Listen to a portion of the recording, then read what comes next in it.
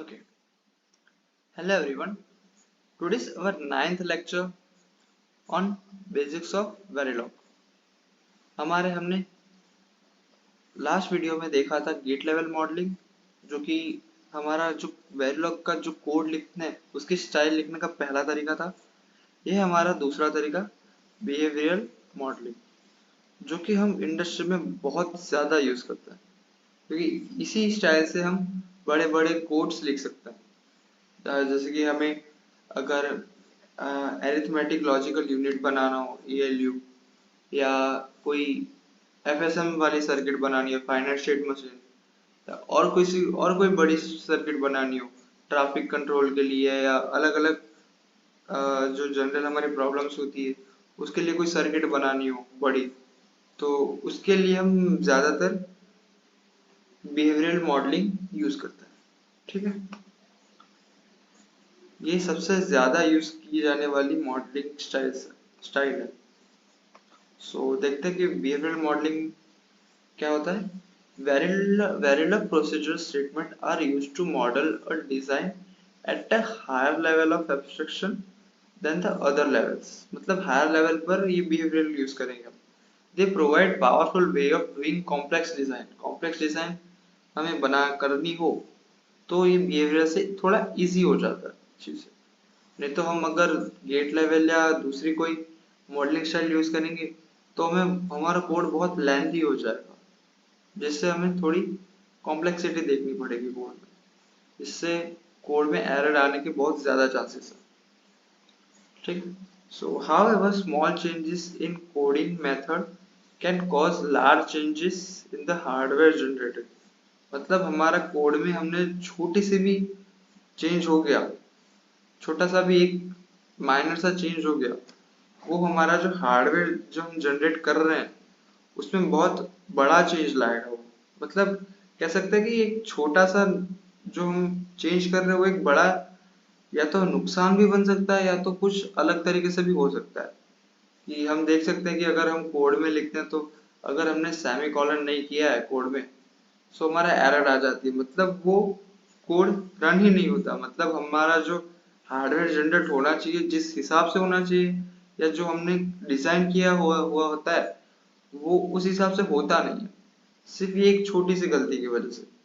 तो अब हम देख सकते हैं कि अगर हमने दूसरी लैंग्वेज से लिखा, मतलब दूसरी स्टाइल से लिखा हो, तो हमारा कोड बहुत लंबा या लेंथी हो जाएगा।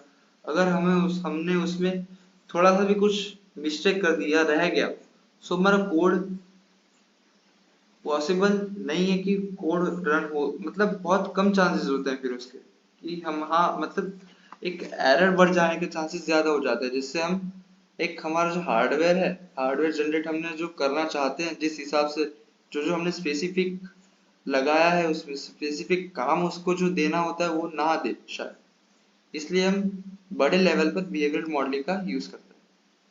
ठीक है। सो इसमें आता है procedural assignment. So procedure assignment हमने हमारे पीछे की वीडियोस में देखा था कंटिन्यूअस असाइनमेंट, जो कि था कुछ इस तरीके से। अब हम देखेंगे procedural assignment. Procedure assignment are assignments used with the Verilog procedure. Always and initial block में हम ये यूज करते हैं। Only register variable and integer can be placed left of this in procedures.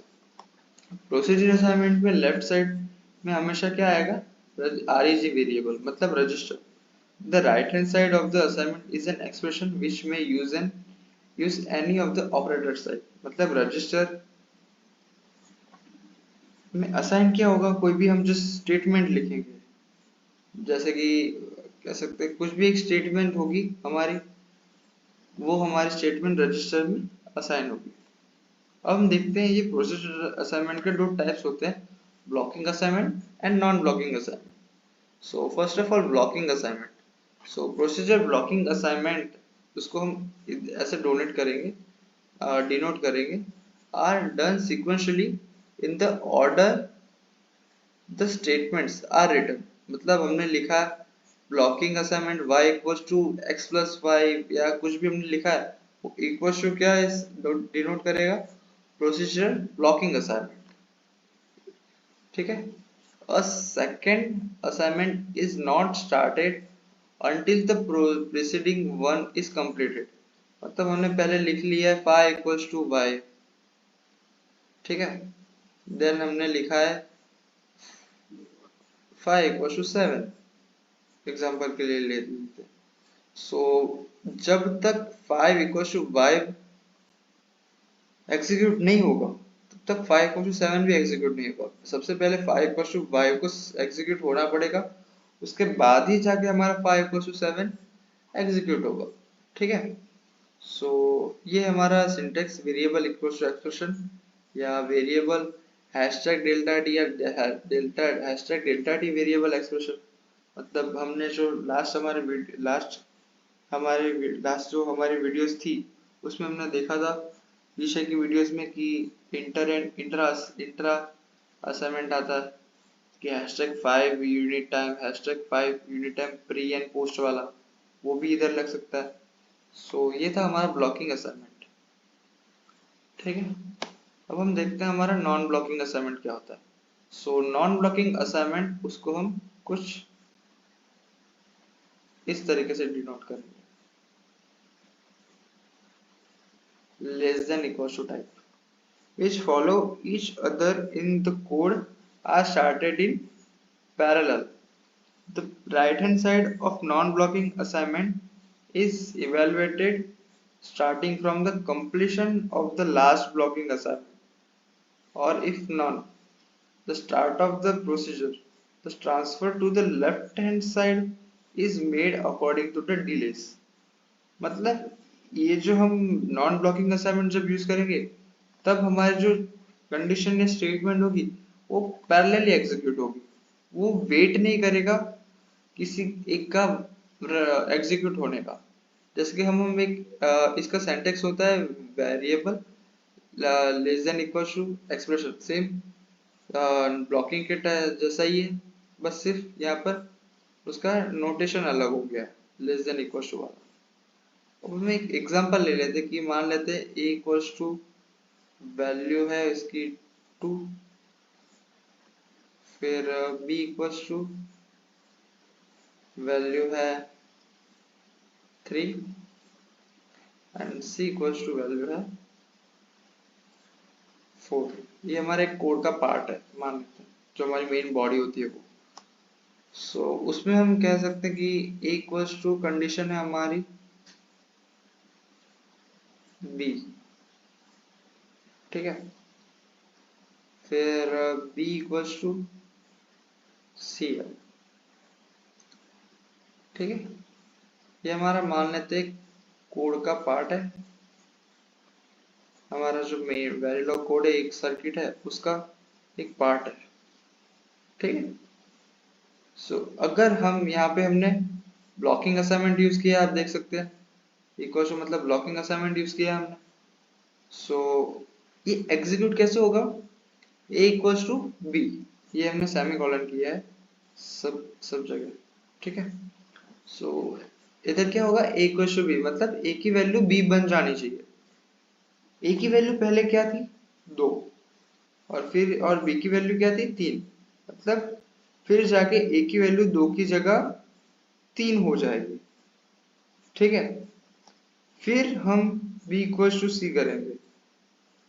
अब b की वैल्यू क्या हो गई, a बन गई, मतलब b की वैल्यू भी 2 हो गई।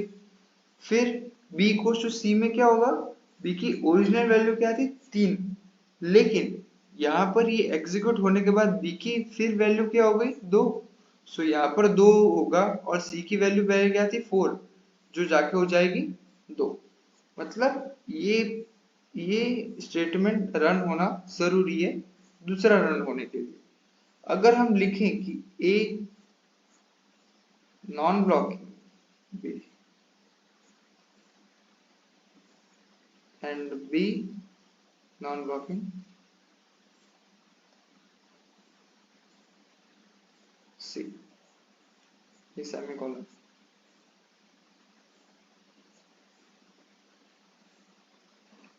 सो यहाँ पर a की वैल्यू होगी 2 पहले एंड b की वैल्यू होगी 3।